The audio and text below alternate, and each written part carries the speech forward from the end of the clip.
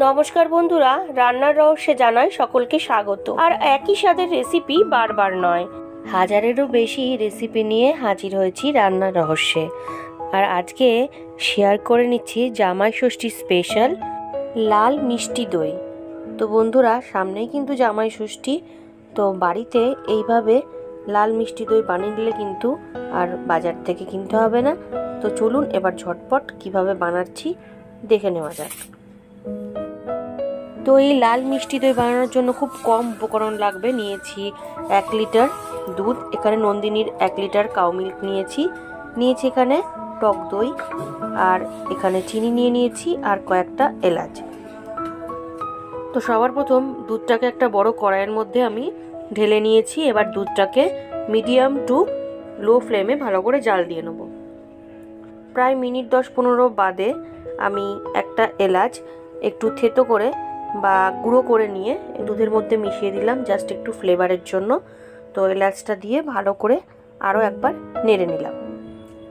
প্রায় 20 থেকে 25 মিনিট জাল দিয়ে নেওয়ার পরে দুধের থেকে কিছুটা দুধ আমি আলাদা বাটিতে একটু তুলে নিচ্ছি, অর্থাৎ খুব বেশি নয়, ওই হাফ কাপের কাছাকাছি দুধ একটু তুলে নিলাম।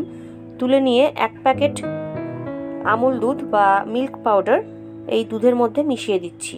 বাটিতে তুলে নেওয়া দুধের মধ্যে মিশিয়ে নিলাম। মিশিয়ে দিয়ে খুব ভালো করে দেখুন মিক্সড করে নিলাম। নিয়ে এবার এইটা এই কড়াইয়ের মধ্যে দিয়ে দিচ্ছি, দিয়ে খুব ভালো করে মিশিয়ে নেব। এইভাবে আমুল দুধ ইউজ করলে কিন্তু দই খেতে খুবই সুন্দর হয়। তো দুধটাকে এইভাবে একটু জাল দিয়ে নেব আরও কিছুক্ষণ। তো একদিকে দুধটা জাল হচ্ছে, এবার একটা অন্য ফ্রাই প্যানে আমি পরিমাণ অনুযায়ী চিনি দিয়ে দিলাম, ওই 4 টিস্পুন মতন চিনি দিয়ে দিলাম।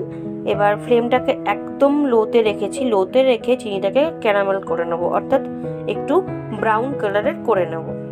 চিনিটা দেখুন অলরেডি কিন্তু মেল্ট হতে শুরু করেছে। এই ক্যারামেল করার ফলে কি হবে, দইটা খুব সুন্দর একটা কালার আসবে, অর্থাৎ যেহেতু লাল মিষ্টি দই বানাচ্ছি তাই জন্য কিন্তু খুব সুন্দর একটা কালার আসবে। তো দেখুন এইভাবে লো টু মিডিয়াম ফ্লেমে আমি চিনিটাকে মেল্ট করে নিচ্ছি, আর অলরেডি কিন্তু কালার চলে এসেছে দেখুন। তো ফাইনালি কিন্তু চিনিটা একদম মেল্ট হয়ে গেছে, আপনারা দেখুন। আর ফ্লেমটাকে কিন্তু একদম লোতে রেখেছি। আর বন্ধুরা, দইয়ের রেসিপি কিন্তু এর আগেও আমার চ্যানেলে দেওয়া রয়েছে, আপনারা আমার চ্যানেল পেজে গেলেই সেখান থেকে দেখে নিতে পারবেন। আর আমি যে পদ্ধতিতে লাল মিষ্টি দই বানানো দেখাচ্ছি, এই জামাই ষষ্ঠীতে কিন্তু আপনারা অনায়াসেই বাড়িতে এই দইটা রেডি করে নিতে পারেন। তো অন্যদিকে কিন্তু দুধটা আমার জাল দেওয়া হয়ে গেছে। এবার সেইখান থেকে কিছুটা পরিমাণ দুধ আন্দাজ অনুসারে আমি এই চিনির সিরাপের মধ্যে দিয়ে দিচ্ছি। দেওয়ার সাথে সাথে দেখুন খুব সুন্দর একটা কিন্তু লাল রং চলে এসেছে। নর্মালি যেরকম দোকানের দইয়ের রং হয় লাল মিষ্টি দইয়ের, সেই রকম কালার কিন্তু অলরেডি চলে এসেছে।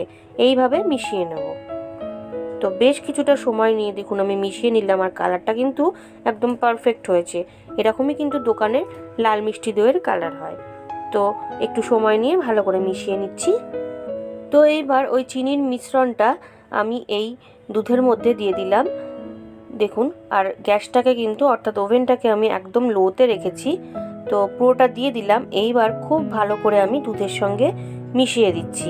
দেখুন খুব সুন্দর কালার হয়ে যাচ্ছে।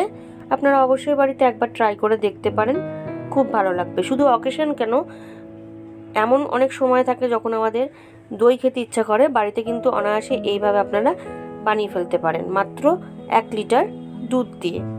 তো বন্ধুরা, দুধটা কিন্তু জাল দেওয়া কমপ্লিট হয়ে গেছে, অর্থাৎ দুধটা একদম রেডি হয়ে গেছে। এইবার আমি ওভেনটাকে অফ করে দিয়ে দুধটাকে একদম ঠান্ডা করে নেব।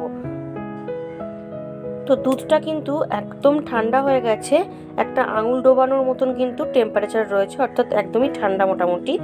এইবার যে হাফ কাপ দই নিয়েছিলাম সেই দইটাকে খুব ভালো করে বিটারের সাহায্যে বিট করে নিয়ে এই দইটা আমি দুধের মধ্যে মিশিয়ে দিচ্ছি। এটা কিন্তু টক দই নিয়েছি, তো এই দইটা মিশিয়ে দিলাম, যতটুকু লাগবে আমি দিয়ে দিলাম। এখানে হাফ কাপের বেশিই ছিল, কিন্তু আমি এখানে হাফ কাপ দিয়েছি। তো দিয়ে খুব ভালো করে মিশিয়ে নিচ্ছি। তো খুব ভালো করে মিশিয়ে নেওয়ার পরে আমি আবারও একটু চিনি দিয়ে দিচ্ছি, যেহেতু মিষ্টি দই তাই জন্য মিষ্টি মিষ্টি একটু বেশি না হলে কিন্তু ভালো লাগবে না। তো আমি আমার আন্দাজ অনুসারে চিনিটা দিয়ে দিলাম, আপনারা আপনাদের আন্দাজ অনুসারে চিনি দেবেন। তো চিনিটা দিয়ে ভালো করে মিশিয়ে নিলাম। তো দই বানানোর জন্য যে টেক্সচারের দরকার সেটা কিন্তু একদম রেডি হয়ে গেছে দুধের। তো এইবার ওভেনটাকে আমি অফ করে দিলাম। তো দই জমানোর জন্য আমি এই ধরনের দুটো মাটির ভাঁড় নিয়ে নিয়েছি, একটা ছোট একটা বড়। তো প্রথমে এই বড় ভাঁড়ের মধ্যে আমি এই মিশ্রণটাকে দিয়ে দিচ্ছি, যতটা পরিমাণ লাগবে ততটা আমি দিয়ে দিচ্ছি এইভাবে। তো বড় ভাঁড়টাতে ঢেলে নেওয়ার পরে এই ধরনের একটা ছোট ভাঁড় নিয়েছিলাম, তার মধ্যে বাকিটুকু আমি দিয়ে দিচ্ছি। আর আমি এই ভাঁড়গুলো কিন্তু কলকাতা যখন গেছিলাম তখন ওখান থেকে কিনে এনেছিলাম। আমাদের বাড়ির কাছে সচরাচর এই ভাঁড়গুলো পাওয়া যায় না, আগেও বলেছি, তাই জন্য কলকাতার থেকেই নিয়ে এসেছিলাম। তো ফাইনালি দুটো পাত্রে আমি সমানভাবে এই মিশ্রণটাকে দিয়ে দিয়েছি। এবার পরের স্টেপে চলে যাব।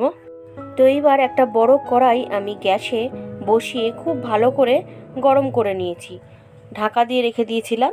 তো গ্যাসটাকে কিন্তু অফ করে দিয়েছি। এবার ওই দইয়ের মিশ্রণের ভাঁড় দুটোকে আমি এইভাবে কড়াইয়ের মধ্যে বসিয়ে দিচ্ছি, বসিয়ে দিয়ে ঢাকা দিয়ে দিচ্ছি। তো এইভাবে ঢাকা দিয়ে আমি 3 থেকে 6 ঘন্টা এইভাবে রেখে দেবো, যাতে দইটা খুব ভালোভাবে জমে যায়। তো ফাইনালি 6 ঘন্টা বাদে ফিরে এলাম। আপনারা দেখুন, লাল মিষ্টি দই কিন্তু আমার একদম রেডি হয়ে গেছে। আমি একটা স্পুনের সাহায্যে কেটে আপনাদেরকে দেখিয়ে দিচ্ছি, দেখুন কতটা সুন্দরভাবে জমে গেছে, আর খেতে কিন্তু অসাধারণ হয়েছিল। আমার তো লাল মিষ্টি দই খেতে খুবই ভালো লাগে। আপনাদের কেমন লাগে আমাকে অবশ্যই কমেন্ট করে জানাবেন। তো রেসিপি কিন্তু আমার একদম রেডি। জামাই ষষ্ঠী স্পেশাল রেসিপি লাল মিষ্টি দই আমার একদম রেডি। ভালো লাগলে বাড়িতে অবশ্যই ট্রাই করবেন ও টেস্টের আনন্দ নেবেন। তার পাশাপাশি লাইক, শেয়ার, কমেন্ট করতে ভুলবেন না। ও নতুন বন্ধুরা যারা এখনও পর্যন্ত আমার চ্যানেলটিকে সাবস্ক্রাইব করেননি, তারা আরও ভালো ও নতুনত্ব রেসিপির জন্য রান্নার রহস্যকে অবশ্যই সাবস্ক্রাইব করবেন। ধন্যবাদ।